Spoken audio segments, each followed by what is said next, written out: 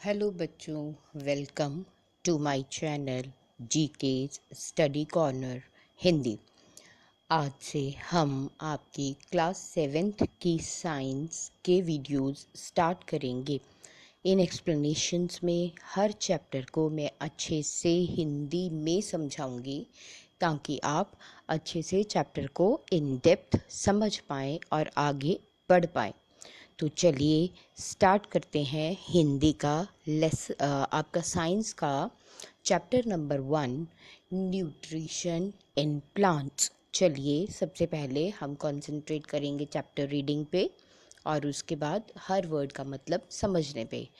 सबसे पहले मेरी आपसे ये रिक्वेस्ट है कि प्लीज़ आप मेरे चैनल को लाइक और सब्सक्राइब कर दें ताकि कहीं आपको कोई डाउट हो तो आप उसे कमेंट सेक्शन में पूछ लें और जब भी कभी मेरा नया वीडियो आए तो आपको पहले उसका नोटिफिकेशन मिल जाए। तो please do like and subscribe my channel GK's study corner.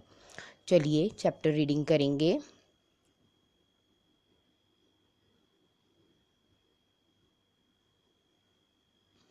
In class 6, you learned that food is essential for all living organisms. आपने क्लास 6 में ये सीखा, ये पढ़ा कि हर लिविंग ऑर्गेनिज्म मतलब हर जीवित वस्तु के लिए, हर जीवित जीव के लिए जो भोजन है वो ज़रूरी है। You also learned that carbohydrates, proteins, fats, vitamins and minerals are components of food। आपने क्लास 6 में ये भी सीखा कि जो कार्बोहाइड्रेट्स हैं, प्रोटीन्स हैं, फैट्स हैं, विटामिन्स हैं या मिनरल्स हैं, ये सब कंपोनेंट्स ऑफ फूड, ये सब भोजन के हिस्से माने जाते हैं। These components of food are necessary for our body and are called nutrients. तो हमने ये पिछली क्लास में ही सीखा था कि ये सभी कंपोनेंट्स ऑफ बॉडी जो फूड हैं, जो हमारे भोजन के हिस्से हैं, ये हमारी बॉडी के लिए बहुत ज़रूरी हैं और हम इन्हें न्यूट्रिएंट्स के नाम से जानते हैं। All living organisms require food. जितने भी जीवित जीव जंतु हैं उन सबको भोजन की आवश्यकता होती है। Plants can make their food themselves but animals including humans can not. जो पौधे हैं वो अपना खाना खुद से बना पाते हैं, बट जो जानवर हैं या फिर जो इंसान हैं वो अपना खाना खुद से नहीं बना पाते। Thus humans and animals are directly और इनडायरेक्टली डिपेंडेंट ऑन प्लांट्स। तो इसी वजह से जो इंसान है या फिर जो जानवर हैं वो सीधे या आप बोल सकते हो कि गैर सीधे तरीके से एक तरह से पौधों पे निर्भर हैं। Mode of nutrition in plants मतलब जो हमारा पौधे हैं उसमें जो न्यूट्रिशन है वो कहाँ से आता है। Plants are the only organisms that can prepare food for themselves by using water, carbon dioxide and minerals. जो पौधे हैं वही केवल ऐसे जंतु हैं जो कि पानी, कार्बन डाइऑक्साइड और मिनरल्स को प्रयोग में लाकर अपने लिए खाना बना पाते हैं।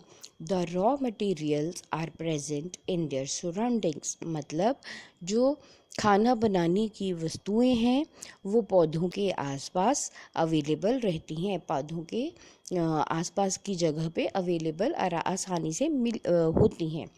The nutrients enable the living organisms to build their bodies। जो ये न्यूट्रिएंट्स हैं, ये जो पोषक तत्व हैं, ये एक जीव जंतु को किस चीज़ में सहायता करते हैं? ये उनको सहायता करते हैं टू बिल्ड देयर बॉडीज़, उनकी जो शरीर है उसको अच्छे से ग्रो करने में हेल्प करते हैं, टू ग्रो बढ़ने में, to repair the damaged part of their bodies और उनकी जो शरीर के डैमेज्ड मतलब जो जहाँ पे कहीं किसी तरह का नुकसान हो चुका है किसी हिस्से में, तो उस नुकसान को रिपेयर करने में ये पोषक तत्व सहायता करते हैं। And provide the energy to carry out the life process, और उनको अपने जीवन को जीने के लिए शक्ति प्रदान करते हैं ये पोषक तत्व। इसलिए ये पोषक तत्व हमारे जीवन में बहुत ज़रूरी हैं। Nutrition is the mode of taking food by an organism and its utilization by the body। मतलब न्यूट्रिशन एक ऐसा तरीका है जिससे कि जो जीव जंतु है वो खाना लेता है and its utilisation by the body, और उसके शरीर उस खाने को प्रयोग में लाता है। The mode of nutrition in which organisms make food themselves from simple substance is called autotrophic। मतलब वो खाना बनाने का तरीका जिसमें जो जंतु है वो अपना खाना सिंपल, जो सादी चीज़ें हैं उसके आसपास, उनसे बनाता है। उस प्रक्रिया को हम लोग जो पौधे होते हैं उनको बोलते हैं ऑटोट्रॉफिक। जो ये प्रक्रिया है उसको बोलते हैं ऑटोट्रॉफिक। ऑटो का मतलब है सेल्फ, मतलब खुद। ट्रॉफोस का मतलब है नरिशमेंट, मतलब पोषण।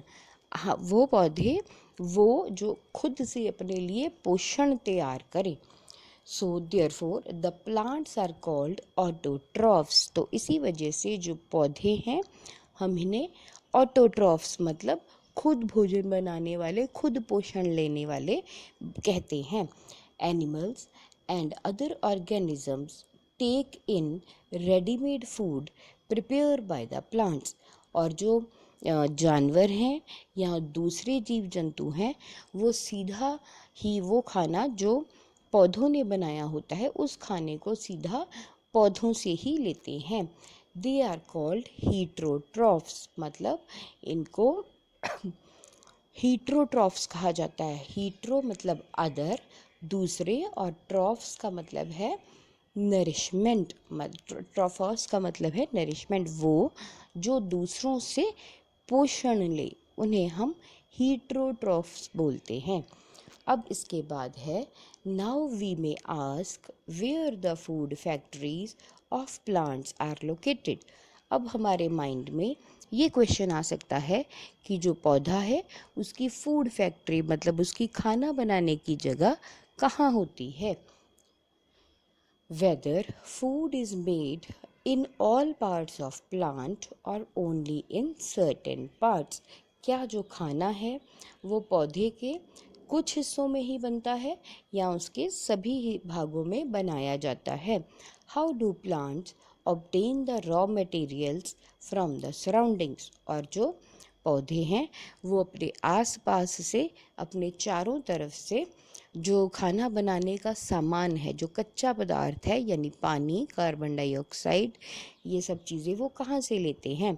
How do they transport them to the food factories of the plant. और ये जो रॉ मटेरियल है, ये जो कच्चा माल है, ये जो हमारे पौधे हैं उनकी फूड फैक्ट्री मतलब खाना बनाने की जगह पे कैसे पहुंचता है। Photosynthesis, food making process in plants. अब सबसे पहले इन सारे प्रश्नों का जवाब है फोटोसिंथेसिस। फोटोसिंथेसिस का मतलब प्रकाश संश्लेषण, ऐसी प्रक्रिया जिसमें जो पौधा है वो अपना खाना खुद से बनाता है। Leaves are the food factories of plant. अब सबसे बड़ी बात, सबसे बड़ा आंसर कि जो पौधा है उसकी जो पत्ते हैं वही उसकी फूड फैक्ट्री होती है, मतलब पत्ते ही उसका खाना बनाते हैं। The synthesis of food in plants occurs in leaves. मतलब जो खाने का सोखना है, जो खाने का संश्लेषण है वो पौधे में उसके पत्तों में होता है। Therefore all the raw materials must reach there. तो इसलिए अगर खाना बनना है तो जितना भी कच्चा माल है, जो खाना बनाने के पदार्थ हैं, वो पत्तों तक पहुंचने चाहिए। Water and minerals present in the soil are absorbed by roots. जो पानी है या जो और पोषक तत्व हैं वो जो कि मिट्टी में होते हैं उनको पौधे की जड़ें सोख लेती हैं and transported to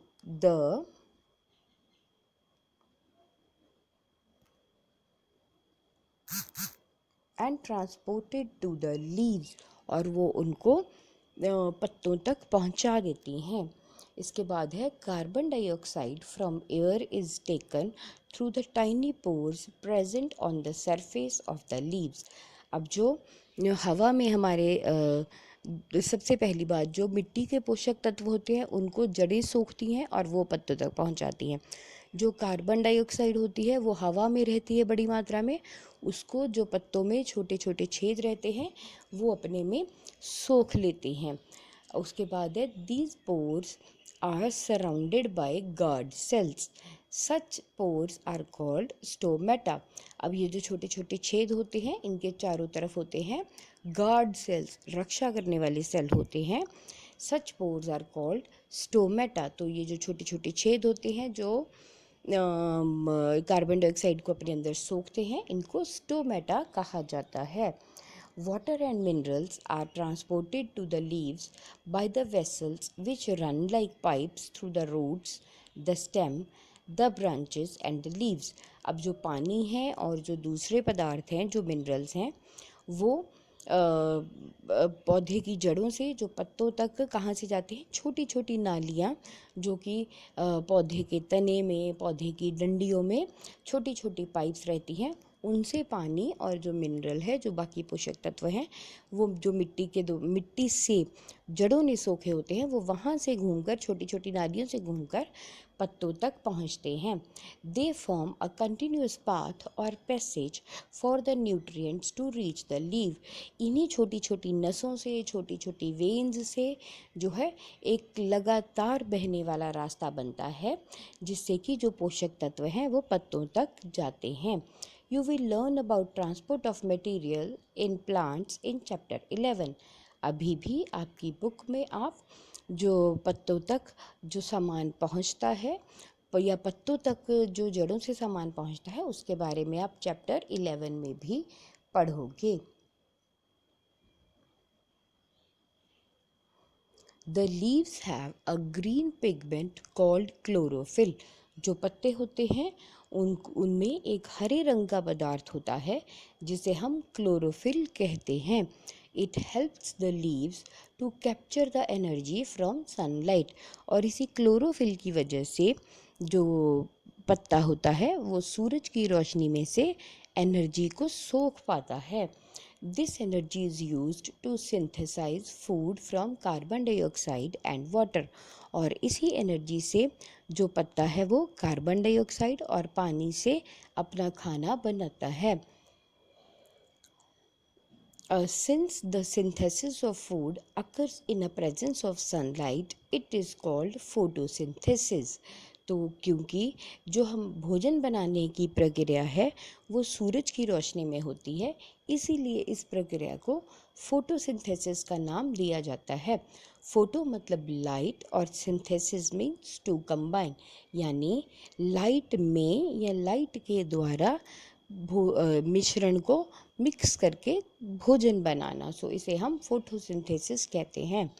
so we find that chlorophyll, sunlight, carbon dioxide and water are necessary to carry out the process of photosynthesis.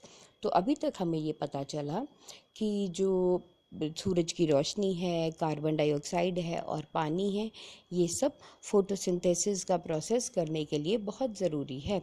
It is a unique process on earth. ये पूरी अर्थ पे मतलब हमारी धरती पे एक सबसे अलग तरह की प्रक्रिया है। The solar energy is captured by the leaves and stored in the plant in the form of food. जो सूरज की रोशनी है उसे जो पत्ते हैं वो अपने अंदर सोख लेते हैं और उसे भोजन के रूप में अपने अंदर स्टोर करके रखते हैं, जमा करके रखते हैं। Thus sun is the ultimate source of energy for all the living organisms. तो यहाँ से हमने ये सीखा कि जो अर्थ है, जो हमारी धरती है, वो जो हमारी धरती है उस पे जो सूरज है वो अल्टीमेट सोर्स, मतलब सबसे बड़ा, सबसे बढ़िया सोर्स है एनर्जी का या शक्ति प्रदान करने का। अब इसके आगे हम लोग पढ़ेंगे। यहाँ पे देखिए आपको थोड़ा सेल्स के बारे में बताया गया है।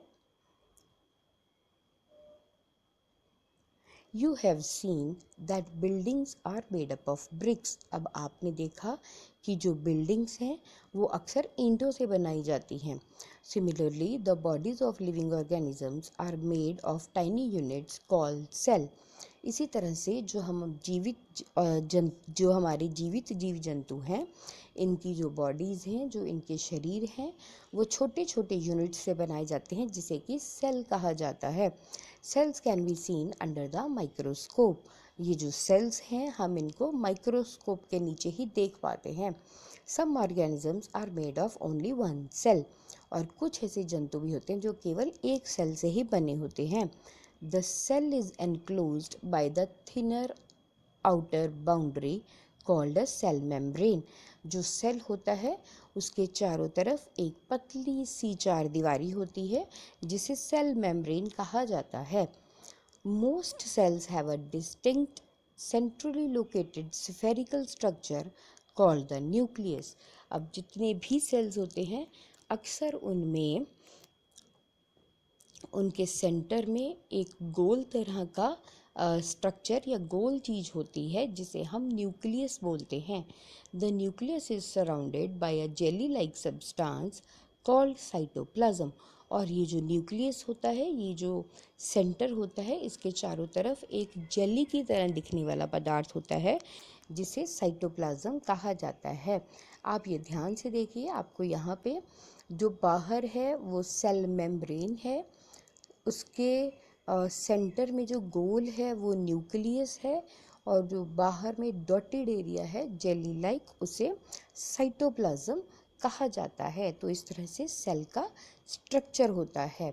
अब हम आगे चैप्टर रीडिंग करेंगे। Can you imagine life on earth in the absence of photosynthesis. क्या आप कभी ये सोच सकते हैं कि जो हमारी पृथ्वी है उस पे जो जीवन है वो फोटोसिंथेसिस के बिना होगा। In the absence of photosynthesis there would not be any food. अगर फोटोसिंथेसिस या प्रकाश संश्लेषण नहीं होगा तो कोई भी भोजन नहीं बनेगा। The survival of almost all living organisms directly और indirectly depends upon the food made by plants. जो हमारे अर्थ पे रहने वाले जो जीव जंतु हैं उनका जीवन सीधे या गैर सीधे तौर पे जो है जो पौधे भोजन बनाते हैं उसके ऊपर ही निर्भर करता है। Besides oxygen which is essential for the besides oxygen which is essential for the survival of all living organisms is produced during photosynthesis। मतलब ऑक्सीजन के अलावा किसी भी जीव जंतु को जीने के लिए जो चाहिए वो केवल फोटोसिंथेसिस के द्वारा ही बनता है। मतलब ऑक्सीजन तो हम लेते हैं लेकिन हमें खाने के लिए जो चाहिए वो अक्सर हमें पौधों से मिलता है, और पौधे प्रकाश संश्लेषण से ही या फोटोसिंथेसिस से ही अपना भोजन बना पाते हैं। In the absence of photosynthesis, life would be impossible on the earth। अगर हम फोटोसिंथेसिस अगर अर्थ पे ना हो, अगर फोटोसिंथेसिस की प्रक्रिया ना भाग ले तो जो हमारी अर्थ है इस पे जो जीवन है वो इम्पॉसिबल हो जाएगा। मतलब यहाँ पे जीवन का होना पॉसिबल हो ही नहीं पाएगा। During photosynthesis chlorophyll containing cells of leaves in the presence of sunlight use carbon dioxide and water to synthesize carbohydrates। अब फोटोसिंथेसिस में होता क्या है, ध्यान से देखिए। Chlorophyll containing cells of leaves, जो पत्ते के वो सेल्स जिनमें कि क्लोरोफिल होता है, in the presence of sunlight, वो सूरज की रोशनी में use carbon dioxide and water. जो क्लोरोफिल के से भरे हुए सेल्स होते हैं वो सूरज की रोशनी में कार्बन डाइऑक्साइड और पानी की सहायता से खाना बनाते हैं। और क्या बनाते हैं? Carbohydrates. The process can be represented as an equation, और हम इसको एक इक्वेशन के तौर पे ले सकते हैं, जैसे कार्बन डाइऑक्साइड और वाटर। जो कार्बन डाइऑक्साइड है और पानी है, ये रिएक्ट करते हैं, काम करते हैं। कब? जब इसके साथ सनलाइट मिलती है और क्लोरोफिल मिलता है, तो उस केस में करने के बाद ये क्या बनाते हैं? कार्बन डाइऑक्साइड बनाते हैं और ऑक्सीजन बनाते हैं। कार्बोहाइड्रेट्स बनाते हैं और ऑक्सीजन। जो कार्बोहाइड्रेट्स हैं वो पत्ते के बीच में स्टोर हो जाते हैं, और जो ऑक्सीजन है वो पौधे छोड़ देते हैं, और उसी ऑक्सीजन को हम अपने अंदर खींचकर अपने जीवन को आगे चलाते हैं। ये देखिए, आपको फिगर 1.3 में फोटोसिंथेसिस की डायग्राम बनाई गई है। जो यहाँ पे देखिए, जो सूरज है वो रोशनी प्रदान कर रहा है। जो जड़ें हैं वो पानी और मिनरल्स ले रही हैं, और उसकी वजह से जो पत्ते का क्लोरोफिल है वो मिलकर सूरज की रोशनी में जो है वो कार्बन डाइऑक्साइड और ऑक्सीजन भी, कार्बन डाइऑक्साइड वो सोखता है और ऑक्सीजन वो बनाता है। तो इस तरह से यहाँ पे खाना बनता है। अब यहाँ पे ये ब्लू पॉइंट भी हम लोग पढ़ेंगे। Besides leave, photosynthesis also take place in other green parts of the plant. पत्तों के अलावा जो फोटोसिंथेसिस का प्रोसेस है, या जो प्रकाश संश्लेषण का प्रोसेस है, वो पौधे के हर हरे भाग में होता है। इन ग्रीन स्टेम्स, चाहे वो उसकी हरी डंडियाँ हों, और ग्रीन ब्रांचेस, चाहे वो उसका हरा तना हो या उसकी हरी डंडियाँ हों। The desert plants have scale minus और spine like leaves to reduce the loss of water by transpiration. मतलब जो रेतली जगह होती है, जो रेगिस्तान के पौधे होते हैं, उनकी जो नसें होती हैं वो बहुत पतली होती हैं, ताकि उनमें जब भी पानी एक जगह से दूसरी जगह जाए तो पानी का नुकसान कम हो। These plants have green stems which carry out photosynthesis. तो ये जो पौधे होते हैं, जो रेगिस्तान के पौधे होते हैं, उनकी जड़ें भी हरी होती हैं, ताकि वो उनकी जो डंडियाँ, जो उनका तना होता है वो भी हरा होता है, ताकि वो फोटोसिंथेसिस आसानी से कर पाएँ।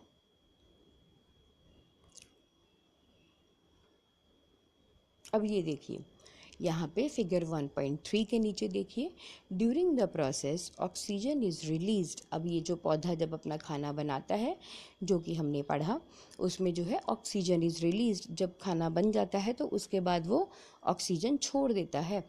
The carbohydrates ultimately gets converted into starch. और जो कार्बोहाइड्रेट्स वो खाने में बनाता है, जो कि हमने यहाँ पे देखे अपनी रिएक्शन में, जो कार्बोहाइड्रेट्स वो बनाता है उनको वो स्टार्च में बदल लेता है। The presence of starch in leaves indicates that the occurrence of photosynthesis. तो इसी वजह से जो पौधों में स्टार्च पाया जाता है वो इस बात का प्रमाण है कि फोटोसिंथेसिस हुआ है। The starch is also a carbohydrate, क्योंकि जो स्टार्च है ये भी एक कार्बोहाइड्रेट ही है। चलिए अब हम यहाँ पे एक प्रक्रिया करेंगे। Activity 1.1, take 2 potted plants of same type. अब आप एक ही तरह के 2 गमलों में लगे हुए 2 पौधे लें। कीप वन इन डार्क और in a black box for 72 hours. अब आप उनमें से एक को एक काले डब्बे में या फिर अंधेरे में 72 घंटों के लिए रखें, and the other in sunlight, और दूसरे को आप सूर्य की रोशनी में रखें। Perform the iodine test with the leaves of both the plants as you did it class 6। अब आप दोनों पौधों का एक एक पत्ता लें और उस पर आयोडीन का टेस्ट करें। Now record the test results. अब आप उस रिजल्ट को देखें। Now leave the pot which was earlier kept in dark in the sunlight for 3-4 days। अब जिस पौधे को आपने अंधेरे में रखा था, जिस पौधे को आपने अंधेरे में रखा था उसको आप 3-4 दिन के लिए धूप में छोड़ दें। और perform the iodine test again on its leaves, और उसके पत्तों पे दोबारा आयोडीन का टेस्ट करें। Now record your observation. अब अपने ऑब्जर्वेशंस को नोट करें। The leaves other than green also have chlorophyll. वो पत्ते जो पूरी तरह से हरे नहीं होते और रंगों के होते हैं, उनमें भी क्लोरोफिल होता है।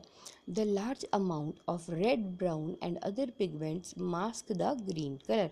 अब क्योंकि उनमें लाल रंग के या भूरे रंग के या किसी और रंग के बैंगनी रंग का जो पिगमेंट होता है, उसकी वजह से जो क्लोरोफिल है वो उसके पीछे छुप जाता है। Photosynthesis takes place in these leaves also. तो इन पत्तों में भी फोटोसिंथेसिस होता है। You often see slimy green patches in the ponds और इन स्टेगनेंट वाटर बॉडीज। आपने अक्सर जो पानी जो तालाब रहते हैं या जहाँ कहीं खड़ा पानी होता है, उसमें आपने स्लिमी पतले पतले ग्रीन पैचेस, हरे रंग के पैच देखे होंगे। These are generally formed by the growth of organisms called algae. अक्सर ये जो है ये एक खास तरह का जंतु है जिसे एल्गे, एल्गे मतलब यहाँ पे हम उसे हरे हरे रंग की एक हरे रंग का छोटे छोटे से पौधे, बहुत बारीक बारीक से पौधे होते हैं जिनको हम एल्गे का नाम देते हैं। Can you guess why algae are green in colour. अब क्या आप ये सोच सकते हो कि ये जो एल्गे है ये हरे रंग का क्यों होता है। Algae can also prepare they contain the chlorophyll which gives them green color। इनके बीच में भी क्लोरोफिल होता है जिसकी वजह से ये हरे रंग के होते हैं। Algae can also prepare their food by photosynthesis. और ये जो एल्गे है वो भी अपना खाना फोटोसिंथेसिस से बना पाता है। अब इसके बाद है synthesis of plant food other than carbohydrates. अब यहाँ पे है कि जो पौधा है वो अपना खाना बनने के बाद कार्बोहाइड्रेट्स के अलावा क्या बनाता है। You have just learned that plants synthesize carbohydrates through the process of photosynthesis। अभी आपने जस्ट देखा कि जो पौधे हैं वो अपना खाना फोटोसिंथेसिस नाम की प्रक्रिया से बनाते हैं। The carbohydrates are made of carbon, hydrogen and oxygen. अब इसमें जो चीज़ें बनती हैं वो है कार्बोहाइड्रेट्स। तो ये जो कार्बोहाइड्रेट्स हैं ये किस चीज़ से बने होते हैं, कार्बन से, हाइड्रोजन से और ऑक्सीजन से। These are used to synthesize other components of food such as proteins and fats. और ये जो चीज़ें हैं इनको खाने के और कंपोनेंट्स के बनाने में प्रयोग में लाया जाता है, जैसे कि प्रोटीन या fat. But proteins are nitrogenous substances which contain nitrogen. पर जो प्रोटीन है वो नाइट्रोजीनियस सब्सटेंसेस मतलब ऐसे पदार्थ होते हैं जिसमें कि नाइट्रोजन होता है। From where do the plants obtain nitrogen. अब सोचने की बात है कि जो पौधे हैं ये नाइट्रोजन कहाँ से लेते हैं, क्योंकि नाइट्रोजन होगी तभी तो प्रोटीन बनेगा, और प्रोटीन बनेगा तभी तो कार्बोहाइड्रेट्स बन पाएंगे। Now recall that nitrogen is present in abundance in the gaseous form in air. अब आपको ये याद होगा कि जो नाइट्रोजन है वो हमारी हवा में बहुत मात्रा में पाई जाती है। How ever the plants can not absorb nitrogen in this form. पर जो पौधे हैं वो नाइट्रोजन सीधे हवा से नहीं सोख पाते। Soil has certain bacteria. जो मिट्टी होती है उसमें कुछ इस तरह के बैक्टीरिया होते हैं which convert gaseous nitrogen into a usable form and release it into a soil. मिट्टी में ही कुछ ऐसे बैक्टीरिया, ऐसे जीव जंतु होते हैं जो कि हवा में से नाइट्रोजन सोख कर उसको प्रयोग लाने लायक बनाते हैं और मिट्टी में छोड़ देते हैं। These soluble forms are absorbed by plants along with water.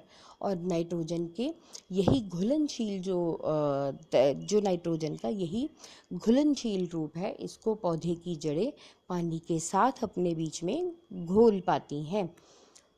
Also, you might have seen farmers adding fertilizers rich in nitrogen to the soil। इसके अलावा आपने जो खेतों में जो किसान हैं उनको भी देखा होगा कि वो अलग अलग तरह के उर्वरक या खादें डालते हैं जो कि नाइट्रोजन से भरी रहती हैं। In this way the plants fulfil their requirement of nitrogen along with the other constituents.